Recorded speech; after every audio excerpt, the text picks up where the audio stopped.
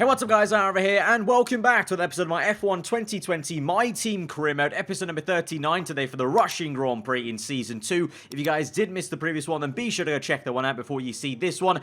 Heading into Sochi, there's not too much time on the activity timeline on the left-hand side, so only 2 days for activity, so not much to really choose from. I thought I may as well go with the reaction training for science to try and maintain that level 94 rated. In terms of investing in the car, well, we've just actually received an R&D upgrade this episode, that minor fuel update, so that's going to push us for a little bit. But you can see actually on the right hand side, Mercedes, Ferrari and Red Bull, ironically the kind of original top 3 teams, are once again in the top 3 for the engine side of things. Durability, we're still waiting on those upgrades. They're taking ages because obviously we don't have too much invested in the HQs on the durability side of things, but of course we don't have too much cash to play around with because I'm still trying to save up money, of course, for the end of the season with, you know, the teammate re-signing, and also at the same time the other upgrades we have on the aero, powertrain and chassis. They all cost a lot of money, so we have to actually save up a lot of money before we can actually spend anything quite yet. So just kind of taking it cautious on that kind of route. R&D wise, for anything else, I don't actually have enough R&D points to purchase anything as it stands really, so we're just kind of waiting around to earn some more points. And obviously that same kind of debate of when that R&D reset news is coming through. It can come as late as the Japanese Grand Prix, so I guess we'll find out soon. But on the note of, we mentioned science being 94 rated, maintaining that, a lot of you were suggesting that maybe Leclerc is 100 rated now in this career mode because he's won 3 races in a row. He's been dominating this season now, but apparently, according to this, he's still 88 rated. I'm not too sure if the AI improvements show up on this table. Maybe they kind of, you know, maybe they do have improvements from the AI training that the AI do, because they apparently should do the same sort of things the player does, but just in the background. So maybe, I don't know, it doesn't show it on the chart, or maybe it does, and maybe just Leclerc, you know, maybe he's 88 rated, but maybe that car's just gotten so much better, and on paper it maybe doesn't look like the best car on the grid, but maybe in reality it is. But obviously it has been pretty insane to see Leclerc get 3 wins in a row, pretty much doing what Ferrari did last year in real life. If you remember, in real life 2019 they won those 3 races. Russia was where they got undone a little bit, so I'll be curious to see how it goes on for them in this career mode versus real life last year. And as I said, I jokingly said maybe they've got some engine cheating going on in this career mode today, but some of you guys actually jokingly commented below in the last episode as well, because it has been very peculiar to see them just jump up the order as we go into the race weekend. You can see, you know, they are still technically the 4th best team on the grid. I thought they maybe got up to 3rd and jumped Red Bull, but technically on paper they're still not even the best team. But of course it's so fine now. I mean, look at the gap that was there at the start of the season on the left hand side of the graph, and now on the right you've got like a pixel between myself and Mercedes because we've made a minor improvement, and there's not much else to Red Bull and Ferrari, so it means it's going to be very, very close again. But to be fair, I say close, I mean Leclerc dominated pretty much the last 2 Grand Prix. Obviously the first win he got was very, very close between myself and him, but the last 2 he has very much dominated, and Ferrari looked very, very comfortable. So it's going to be interesting to see how they go around Russia, because they're all very different circuits actually. You know, Spa to Monza to Singapore, Russia even's a very different circuit, all 3 of those. So it's going to be the real litmus test to see if Ferrari are the real deal. They're not going to be in the championship fight. It's a little bit too late in the season, but they're definitely going to be a big spanner in the works for myself, Sainz, Hamilton, Bottas, who are very much all still in the championship hunt. But as it stands, we're still looking pretty comfortable in the Drivers' and the Constructors' Championship, so nothing to worry about quite yet. But let's just keep an eye on it and see how things bubble away. But we're going to qualifying then for Sochi. It's going to be all dry, so it may be quite a straightforward Grand Prix in that kind of sense, but let's see what the pace is like then at this very different circuit, as I said. So straight into Q1 then on a set of soft tyres. Lap's been okay so far. We're catching up to a little bit of traffic though of Hamilton actually in the Mercedes car. Don't know if he's on a hot lap. Hopefully he doesn't hold us up like Verstappen did at Singapore last time out. As we swing through the left-hander though, the rear end snaps out twice and we spin it yet again. I don't honestly know what is going on right now in the season. This car has just got a really loose end now. It, like I kind of said, I think I mentioned it at Singapore, it's almost like we've become a Red Bull kind of car. As we've improved the car's become way more on a knife edge, at least for me. I don't know what it is. Like, I've never had such a massive issue with a career mode car on the rear end, especially on low fuel as well, that was. May just be the corner, I don't know, but a bit unsighted there. So I had to go for a second run and burn a whole nother set of soft tyres. Eventually, we do have a good lap time, so you can see the pace is there. So it very much is kind of looking like a Red Bull kind of situation where if I get it right, the car's quick, I'm quick. But if you don't get it out of balance, the rear end just snaps away. So we move on then into Q2, the end of the first fly. A very very overcast now for some reason. There's no rain on the way, but the track just became a lot gloomier, and maybe the track conditions not ideal because that first run was not quick enough. We're down in P12 now, and this second run is on a worn set of soft tyres because I only have one fresh set left, and I didn't want to leave it to chance in Q3 in terms of what I could do in the top 10 shootout, and I knew that first lap was so bad in Q2 because it just felt horrendous. Like, I didn't feel that great. I honestly don't know if the track temps did go down or not with the weather change slightly. But now it's sunnier again, and you can see how much time we've gained. So we go across the line, gaining a decent amount of time. We do get through into the top 10 shootout, but we used a worn set to qualify through. So I'm going to start this race now on, I think it's about 10% worn tyres, rather than usually 5 to 6%. It'd be 10%. So that will compromise us a little bit, although to be fair, if we were going to do that at any circuit, I would have chosen Russia. Russia, the tyre wear is very low, so I think we should be able to get away with it. Kind of, but it still is going to be a bit of obviously a hindrance compared to my teammate and everyone else, but that's just the way we went about it, because I wanted to make sure I had at least one fresh set for the top 10 shootout. You can see we're P7 and 8 there, so the car itself maybe doesn't actually have the pace to, get towards the front end, so we need all the kind of, performance we can get. So we're now on the first run in the top 10 shootout. This is on a worn set as well, so like in Q2, having to use some scrub sets just to kind of get a kind of banker lap in, and it's not that great, P9, but now this is the fresh set we saved up, and you can see 8/10 up. It's worth it. I think if we can get us further up the grid, it'll be worth it. Let's see, as we've gained a lot of time here, but I think a lot of people were a lot quicker. I think at the time, when I set that P9 lap time, I think Leclerc was on provisional pole by about 8 or 9/10, so we need to gain this time, but I think it's also very close at the sharp end. So across the line, a lot of understeer in that last corner, unfortunately. Across the line, what's it going to be on the top, bottom left there? P9 or P7, then it updates. So P7, and even with that fresh set, it's well, slower than Sainz, our teammate. We're actually quite close to our nearest rival in the championship, Hamilton, to be fair, so it's not that bad. But Ferrari, wow, dominating qualifying. I mean, Vettel's only just ahead of Verstappen, but then Leclerc versus Vettel is a madness. So I don't know, it said Leclerc was 88 rated, but I honestly believe some of you guys, I think Leclerc maybe is a lot higher than that. He surely has to be, because if the car, if it's just the car, you'd think Vettel's also going to be that far ahead of Verstappen, but he's not. So I think it's just Leclerc's AI doing a madness so far, and just got all the momentum in the world. For us then, it's going to be a tricky time maybe at the start of the race. We're only P7, so in hindsight, would it have been better to maybe have not bothered to go on that worn set in Q2 and started P11 or P12 and have a free choice? Maybe, we'll never know. Sometimes in this game, track position really is that key. We've been held up before. Singapore was a good example, actually. We got held up in a lot of traffic, and we lost a lot of time. So I guess we'll just find out, basically, when we get to the race, if that was the right decision. But let's just get into it then. We have some work to do. Clearly, Ferrari looking very, very punchy, though, so I wouldn't be surprised if they're going to be dominating this one yet again. Welcome one and all to today's Grand Prix here in southern Russia. A beautiful location besides the Black Sea, and a race that has been dominated so far by the Silver Arrows. Mercedes have won here 6 times in a row since the first Sochi Grand Prix in 2014. Can someone else muscle in on that record here today? Situated just 3 miles from the Georgian border, the 3.6 miles Sochi Autodrome has 2 notable overtaking opportunities into turn 1 and then turn 13. 18 corners in total here, 12 to the right and 6 to the left, and it's an average lap speed of around 130 miles per hour. Joining me for today's race once again is Anthony Davidson. What do you make of their performance so far this season? Well, the atmosphere within that team seems very positive at the moment. Everyone seems like they're in great spirits and having a lot of fun doing what they do, and that's definitely contributed to the performances we've seen.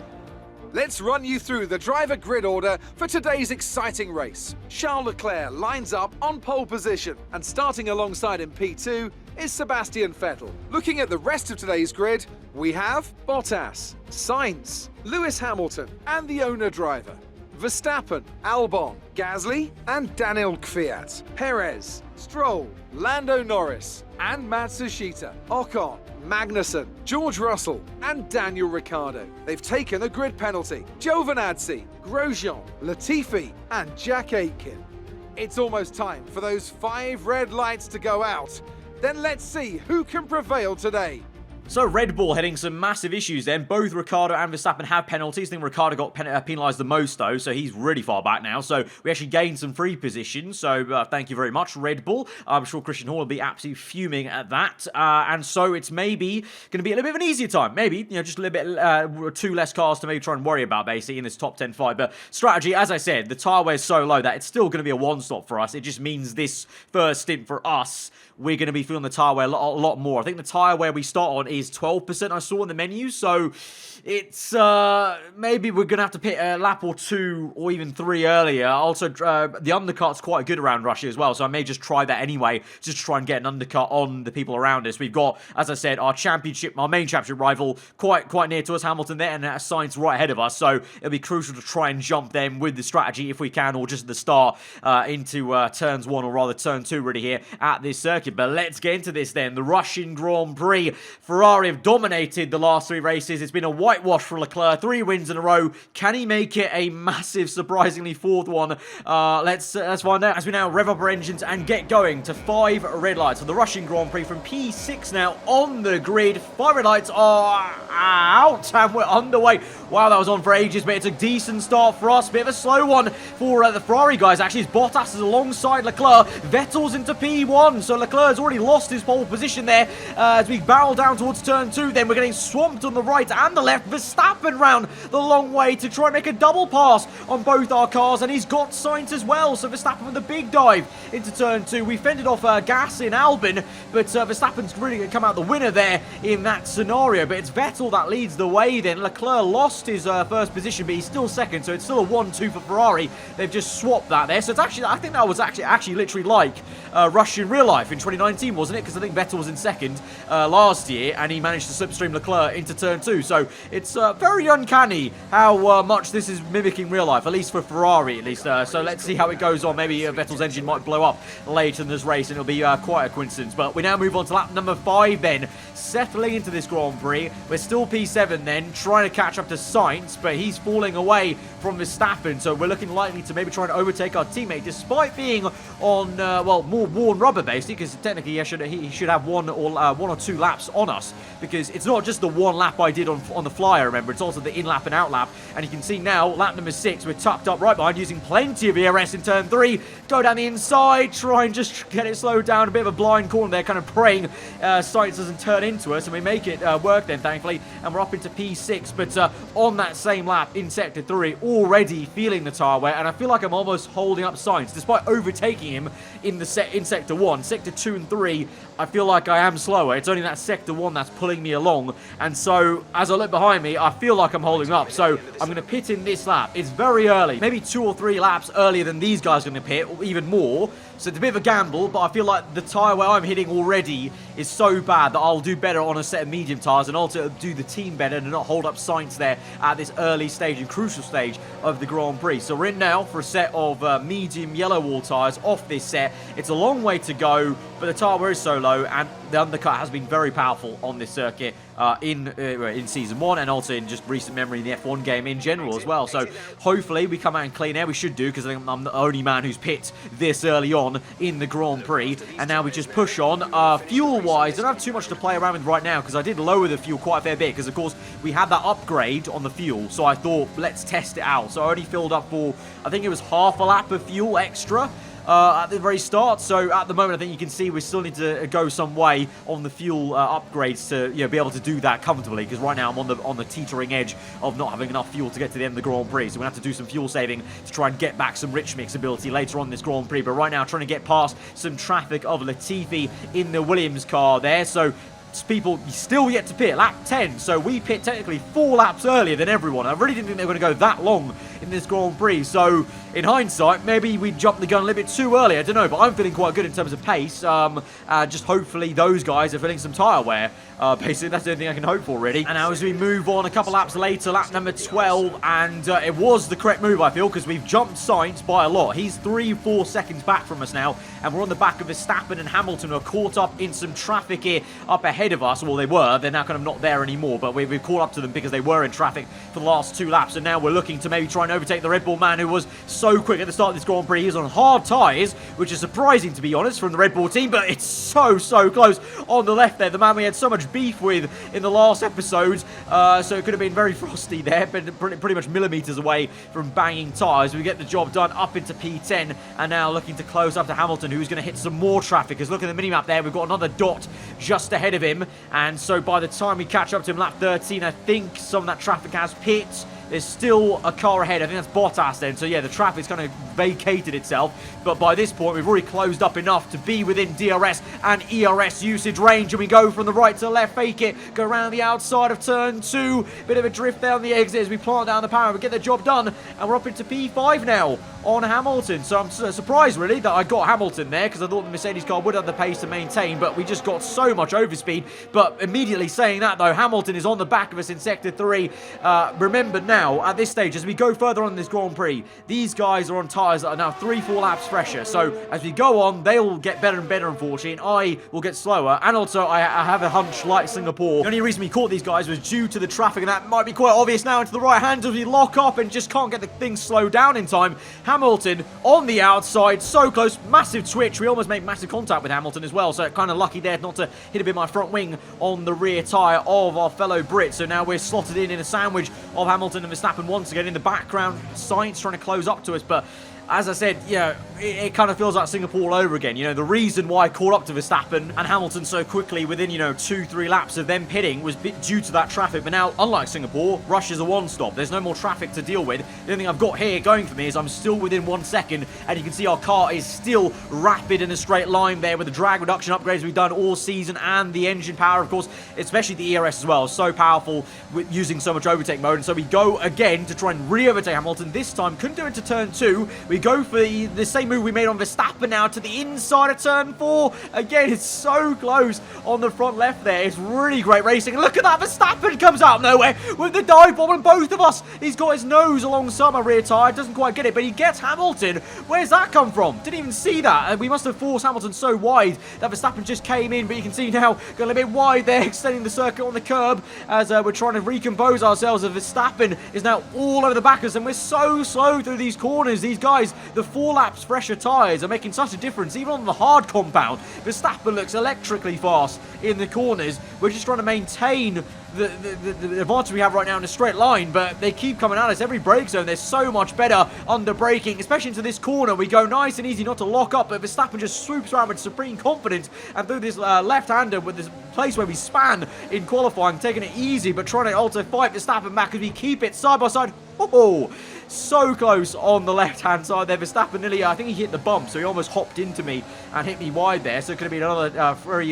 tense moment with myself and Max where we pull it through. But now we've got a bit of a train here. We are very much a trolley train at this stage, like we were in Singapore in a way, as we're ahead of Verstappen from Hamilton. Sainz is also in that train now, and also surprisingly, Kvyat, the Russian in the Renault, doing himself very proud as home GP. And it looks like he may just try and move in the background there. Sainz goes defensive, and Kvyat's down the inside. So the Renault has overtaken Sainz. So is that really how bad our car's got in race pace terms as well, not just quali? Because the Renault is nowhere. I'm pretty sure it's a midfield car still, like the 3rd or 4th worst car on the grid. But he's just overtaken Sainz. So it's all kicking off here now at Sochi as we look to defend against Verstappen again. But he's there on the inside. I have to give him the room because the red proximity arrow tells me he's got the nose in, so we give him the space, trying to cut him off here on the right hand side, but also constantly looking back behind me, making sure I'm still giving him the room if he's alongside me. And there he goes, he's forced his way through. He's got the elbows out compared to myself. Usually we're going to force him out though wide and make sure we maintain track position.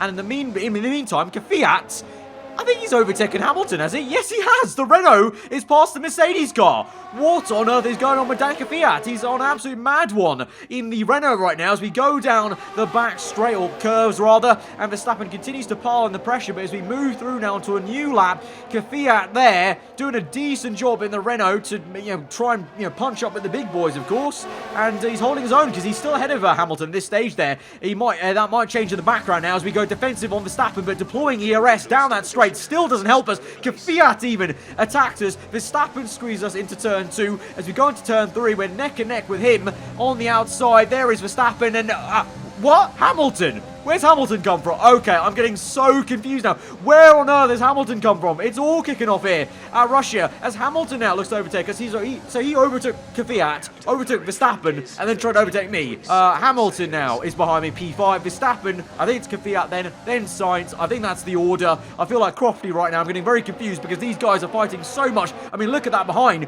You got 4 cars all within 2/10 of each other. The Alpha Tauri is getting in the mix. Sainz around the outside of the Renault trying to fight back. Good stuff there for our team, of course. Sainz gets back through on the Russian, hopefully, as they go down this straight with DRS open. Meanwhile, Hamilton chases after me in clean air with Verstappen close behind as well. And meanwhile, I assume the 2 Ferraris just having a very nice, delightful day in 1-2 in this Grand Prix, but Hamilton continues to chase after me, under braking. Hamilton with a big dive. We really are so slow into this brake zone. I'm braking at what I feel like is the right point for me with the confidence I have in the car, but these guys are braking so late. I feel like if I brake any later in that corner, I will just lock up and steam into the wall. So these guys have got me in that part of the circuit as we go under the bridge in Sector 3. So need to just try and defend as best we can like we just did and squeeze out Hamilton, but it's only a matter of time maybe, I feel, before they look to overtake us and actually get past us eventually, because they do have also, remember now, lap 18, they very much have a tyre wear advantage, because I'm feeling it definitely, but you can see now in a straight line even, we've lost the advantage. He's got DRS, we've deployed ERS this entire straight, but Hamilton's still there alongside us. We try and defend as best we can, lock up at the front right on the exit, squirming away, rear end steps out now, that allows Verstappen to come through. Hamilton, Verstappen overtake us. We're going to try and defend against Verstappen and re-attack him and try and get that down the inside. Big dive bomb, so close to the side pod there, trying to maybe hang it through on the inside. Kvyat now is attacking us, and now we're just going backwards in this Grand Prix. Hamilton's waltzed away, Verstappen gets it. We only just squeezed out the Russian to stay ahead of the Renault, which is not a sentence I thought I'd say, because the Renault, like I said, it's been so poor this season. It's been nowhere near us this entire season, but suddenly Kvyat's come alive at his home GP. But as we move through then the Grand Prix, lap 22, the pace doesn't get any better for us, because of course as we go on through this Grand Prix, my tyre wedge is getting worse and worse. And if you think about it, at this point, lap 23, 4 laps from the end, this is where everyone else would be on lap 27. So their tyre wear, what they're going to see on lap 27, is what I'm seeing right now on lap 23. So the pace is not there. Sainz is closing up. You can see Verstappen and Hamilton have literally flown away from us. And on the end of lap 23, honestly, I'm thinking now, I'm going to hold up Sainz here too much. I might jeopardise a team finish of at least P6 and P7. So if this is going to be a damage limitation race for us, we may as well hopefully not damage it anymore basically by fighting Sainz too much. So I'm going to take it easy and I'm going to let Sainz through here because he's going to be quicker than me. I may as well try and hold up Perez and just maintain the P6 and 7 for the team. Basically what I should have done at Spa, if you think about it. I shouldn't have fought Sainz so much for the race lead. Now here, I've let Sainz through, but Perez is trying to cheekily get through here. We're going to use a lot of ERS to try and maintain the P7 into turn 4.